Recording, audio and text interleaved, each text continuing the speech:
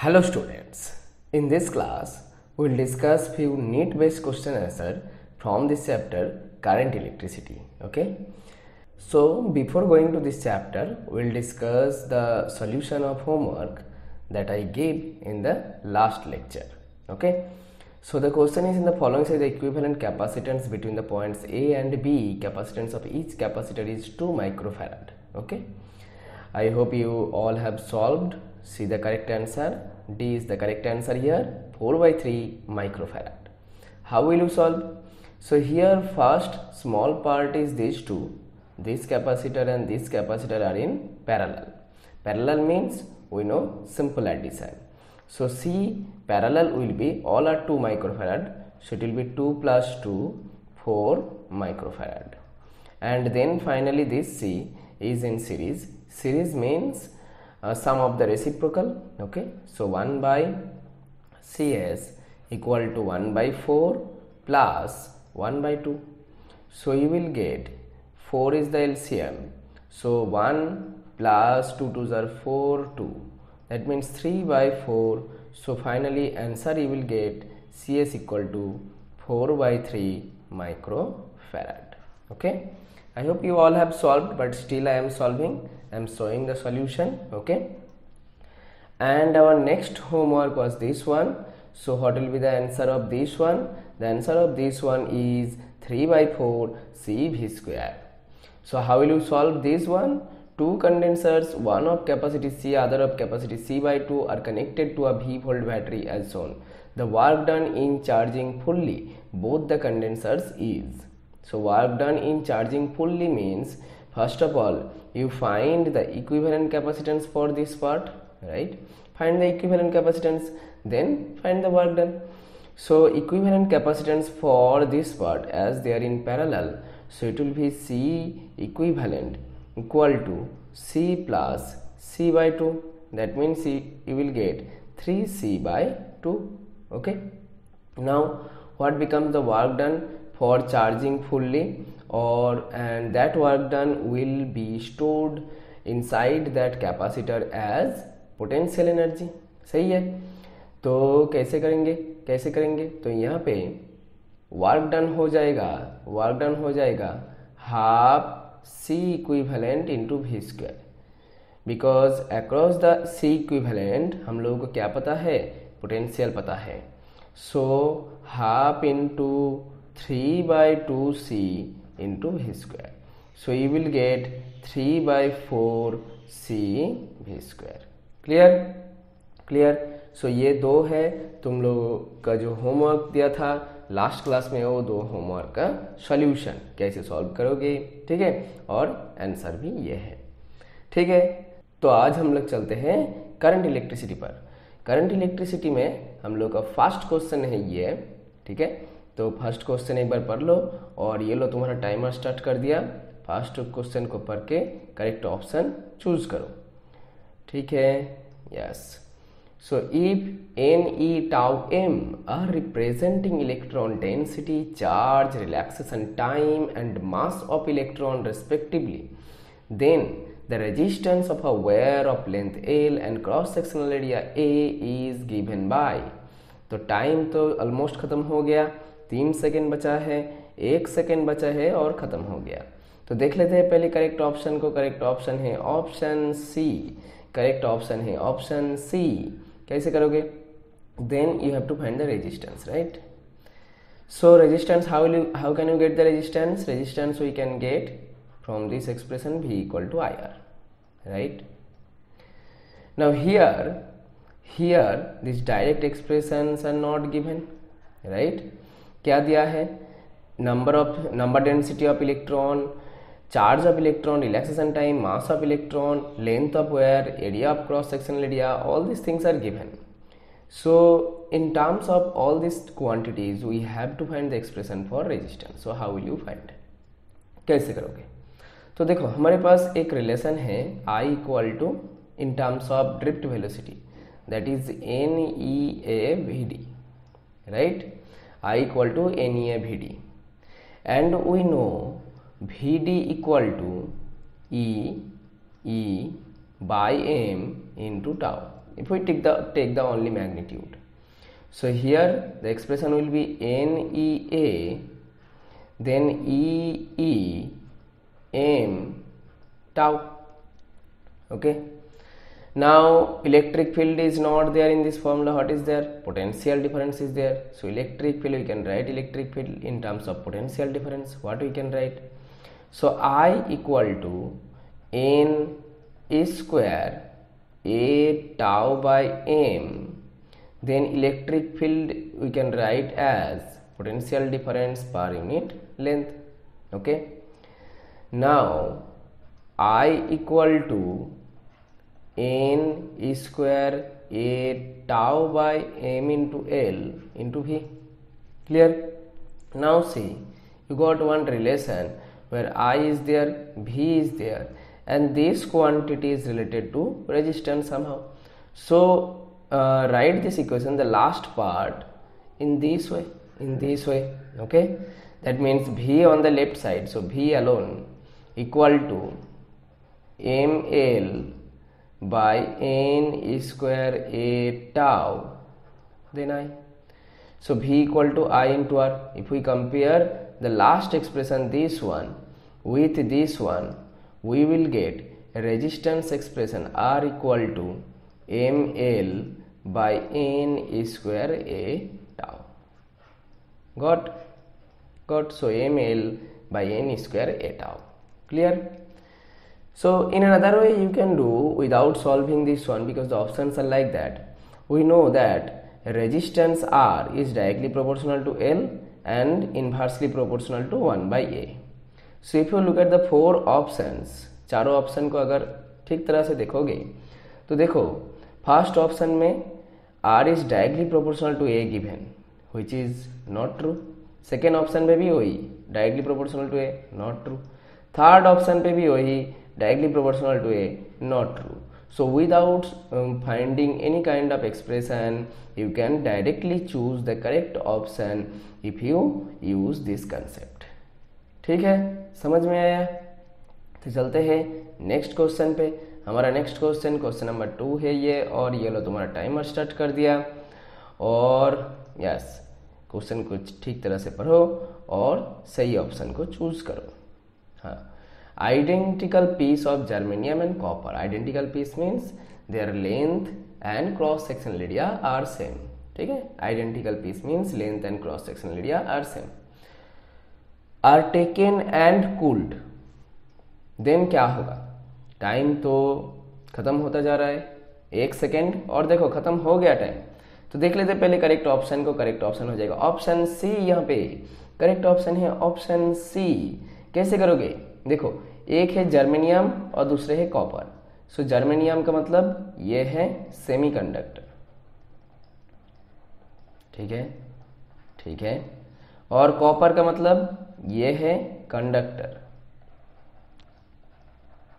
Okay, for conductor with the increase of temperature resistivity rho increases, right? For semiconductor with the increase of temperature resistivity decreases. ठीक है. Then for when we decrease the temperature, resistivity of copper decreases and germanium increases. If we cool it, cool means we are decreasing the temperature. So when we decrease the temperature, resistivity of conductor will decrease. When we decrease the temperature, resistivity of semiconductor will increase. So for copper it will decrease, for germanium it will increase. So correct option is option C. ठीक है, समझ में आ गया? ठीक है, कोई problem नहीं. चलते हैं थर्ड क्वेश्चन में. आज का थर्ड क्वेश्चन है ये, एक छोटा सा न्यूमेरिकल. ये लो तुम्हारा टाइमर स्टार्ट कर दिया. अब बताओ करेक्ट ऑप्शन क्या होगा? ठीक है, the resistance of a rectangular block of copper of dimension 2 mm by 2 mm by 5 meter between two square faces is this. What is the resistivity of copper? ठीक है, resistivity that means rho. Time बचा है 3, 2, 1 और खत्म. तो देख लो students, पहले correct option is option A. This is resistivity. How to find resistivity? So we know the resistance formula. Before going to the resistance formula, I am just drawing one rough drawing I am doing for क्या है resistance. So ये है square faces 2 millimetre 2 millimetre और ये है 5 metre length, ठीक है, ये है 5 मीटर लेंथ, ठीक है, ये लो ये लो ये लो, ठीक है, ये है 5 मीटर। तो ये जो फेस है ये है 2/2, that means cross sectional area is 2 millimetre by 2 millimetre, right. And जो लेंथ है ये है 5 मीटर, ठीक है, 2 millimetre by 2 millimetre and 5 metre, ठीक है, ठीक है। अब रेजिस्टिविटी और रेजिस्टेंस का फॉर्मूला क्या होता है, R equal to rho into L by A. L, which one is length?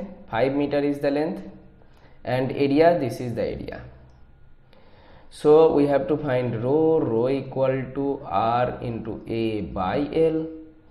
R is given 0.02. Area is given 2 millimeter by 2 millimeter, that means 2 into 2 into 10 to the power minus 6. Millimeter to meter means minus 3, and then 2 minus 3, so minus 6. L is 5 meter. Resistivity का unit क्या है, ohm into metre. अब इसको calculate करो, 0.02 को लिख सकते हैं 2/100 और 2 into 10 to the power minus 2, 10 to the power minus 2। So देखो 2 2 ज़र 4, 4 2 ज़र 8, 8/5 means 1.6 into 10 to the power minus 8 ohm into metre, ठीक है। तो ये हो गया resistivity of this copper conductor, ठीक है। समझ में आ गया कौन सा एरिया लेना है, कौन सा होगा लेंथ, ठीक है। ये छोटा छोटा पार्ट शायद समझ में आ गया। चलते हैं हमारा फोर्थ क्वेश्चन पे। फोर्थ क्वेश्चन है आज का ये, और ये लो तुम्हारा टाइमर स्टार्ट कर दिया और से जल्दी जल्दी करेक्ट ऑप्शन चूज करो। A wire has resistance 12 ohm. It is bent in the form of a circle. The effective resistance between the 2 points on any diameter of the circle is, very easy question।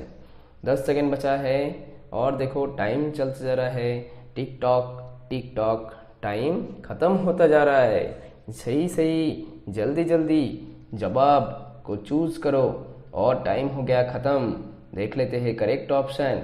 Correct option है यहाँ पर option D 3 ओम। कैसे होगा, ये है एक circular wire, okay, जिसका resistance है 12 ओम। पहले ये स्ट्रेट था, ऐसे स्ट्रेट था, इसको इस तरह बेंड कर दिया, bend in the form of a circle. इसका रेजिस्टेंस कितना है 12 ओम, ठीक है। The effect resistance between the 2 points on any diameter of the circle, suppose this is the diameter from this point two this point, this is the diameter, okay, here it is center. So between these 2 points, this is suppose A point, this is suppose B point, between A and B we have to find the equivalent resistance, okay. Now how to find equivalent resistance?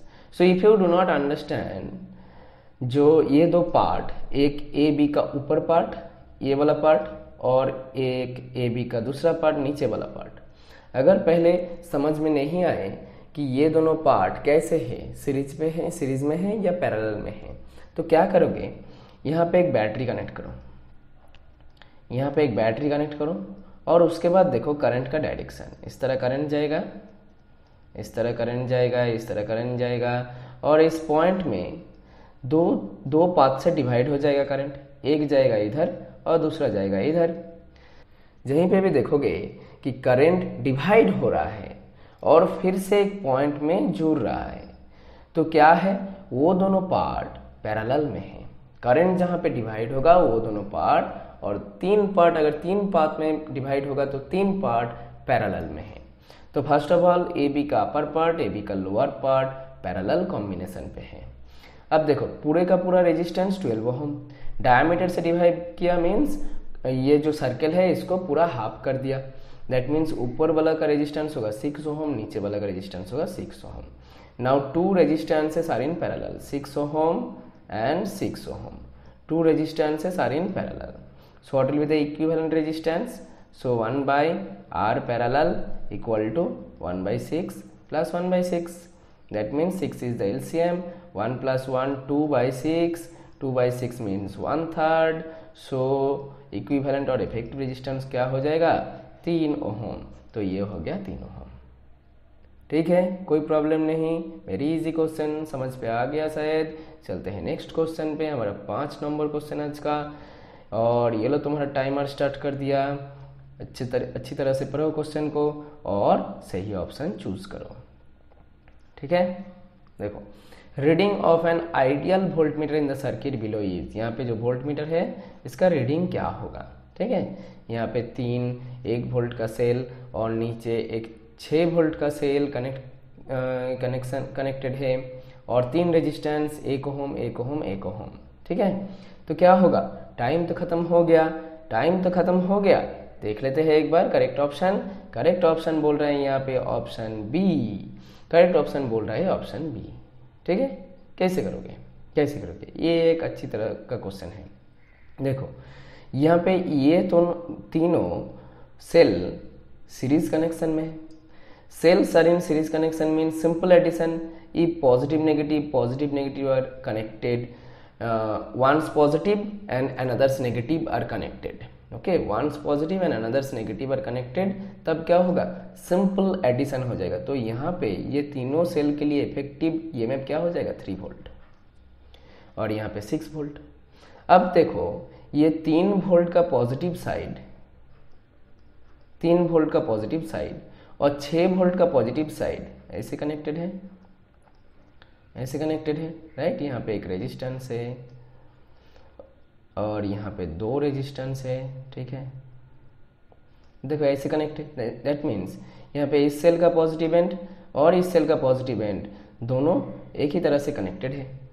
अगर दोनों connected है, 2 positive और 2 negative connected है, तो effective EMF घट जाता है और यहाँ पे इफेक्टिव ईएमएफ क्या होगा, ये 6 है और ये 3 है, तो इफेक्टिव ईएमएफ ई इफेक्टिव और ई इक्विवेलेंट क्या हो जाएगा, सब्ट्रैक्ट हो जाएगा। 6 - 3 इज 3 वोल्ट। सो ये पूरा जो सर्किट है, इस पूरे सर्किट पे इक्विवेलेंट ईएमएफ कितना है 3 वोल्ट। ठीक है, इक्विवेलेंट ईएमएफ कितना है 3 वोल्ट।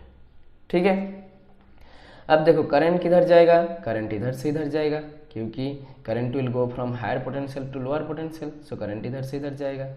अब कितना करंट जाएगा, देखो 3 रेजिस्टेंस, तीनों का तीनों रेजिस्टेंस सीरीज में होगा, क्योंकि यहाँ पे एक ही पाथ है, करंट एक ही पाथ से जा रहा है, तो करंट सेम होगा। तो करंट क्या हो जाएगा, equivalent EMF 3 volt by equivalent resistance 3 ohm, that means 1 ampere.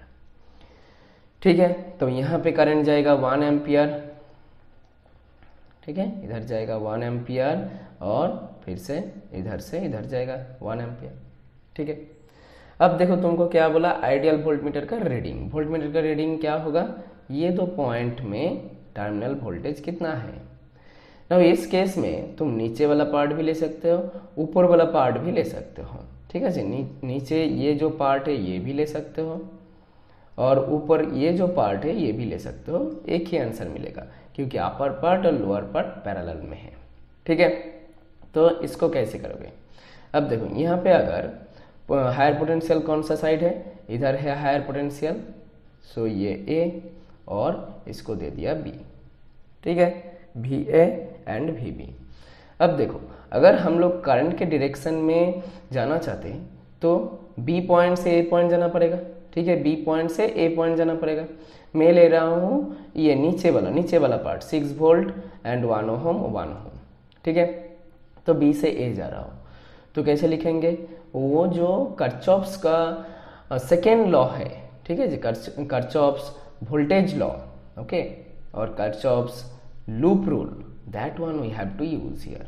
ठीक है जी, ठीक है, तो we be first, okay, then we are going in this direction, that means in this direction, that means through the cell we are going from negative to positive, so we are going towards the higher potential region across the cell. Higher potential region means +6. ठीक है, then through 1 ohm we are going in the direction of current. In the direction of current means through the resistance, that means we are going from higher to lower potential, here positive end, here negative end. For that reason current goes in this direction, higher to lower potential. So यहाँ पे हो जाएगा minus I R, that means 1 ampere into 1 ohm. In the same way for second one resistance it will be minus 1 ampere into 1 ohm. Okay, and finally we have reached to VA. Okay, A is connected to positive end of the cell, so V is at higher potential. So if you take VB on the right side, so here 6 minus 1 equal to VA minus VB. So VA minus VB क्या हो गया, 6 minus 1 5 minus 1 4. सो VA minus VB हो गया 4 volt, VA minus VB हो गया 4 volt. सो सही option है 4 volt. समझ में आ गया? तुम लोग ऊपर वाला पार्ट लेकर घर पे एक बार ट्राई कर सकते हो, एकदम करेक्ट और एकदम सेम जवाब मिलेगा, 4 वोल्ट ही मिलेगा। ठीक है, तो एक बार ट्राई कर सकते हो ऊपर वाला पार्ट लेकर। ठीक है, तो आज का ये 5 क्वेश्चन शायद समझ में आ गया सभी स्टूडेंट को, कोई प्रॉब्लम नहीं है। एक बार खुद प्रैक्टिस कर लेना ये 5 question without saying my solution. Okay, so अब हम लोग चलेंगे होमवर्क पे। तुम लोगों का 2 होमवर्क मिलेगा। एक होमवर्क है ये, the ammeter reading of the circuit below is, the ammeter reading of the circuit below is, क्या होगा इसका आंसर। ठीक है, तो यहाँ पे देखो तीनों रेजिस्टेंस पैरेलल में हैं। ठीक है, एक बार ट्राई करना कैसे फाइंड करते हैं। Ammeter reading means through current through 1 ohm you have to find. ठीक है, तो नेक्स्ट क्लास में तो डिस्कस करेंगे। ठीक है, चलते हैं next homework. So this is your homework number 2।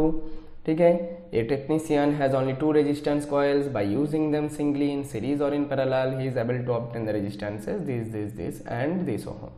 The resistance of the 2 coils, sir, means by using 2 coils we can make combination or we can keep them singly and we can make this 4 resistances. तो वो दोनों resistance का value क्या क्या हो सकता है। ठीक है, तो ये हो गया दूसरा होमवर्क। और ये मेरा क्या है, और ये है लास्ट स्लाइड तुम लोगों का, जहाँ पे मैं हमेशा ट्यूशन के लिए बात करता हूँ। अगर कोई स्टूडेंट ट्यूशन लेना पसंद करेंगे तो इस नंबर पे कांटेक्ट करना है। ठीक है, इस नंबर पे कांटेक्ट करना है। तुम लोग बोर्ड का ट्यूशन ले सकते हो, बोर्ड एग्ज़ाम का, और तुम लोग नीट प्रिपरेशन के लिए भी ट्यूशन ले सकते हो, जहाँ पे ये सब लिखा है। आकाश का मटेरियल सॉल्व करता हूँ with concept building, compact concept building. ठीक है, यहाँ पे भी तुम 1 to 1 पढ़ सकते हो और ग्रुप ट्यूशन ले सकते हो। ग्रुप में मैक्सिमम 6 स्टूडेंट को मैं अलाउ करता हूँ। ठीक है, तो ये है आज का पूरा class on the base of current electricity chapter. शायद सभी स्टूडेंट को सब कुछ समझ में आ गया, कोई प्रॉब्लम नहीं है। तो keep watching, thank you everyone.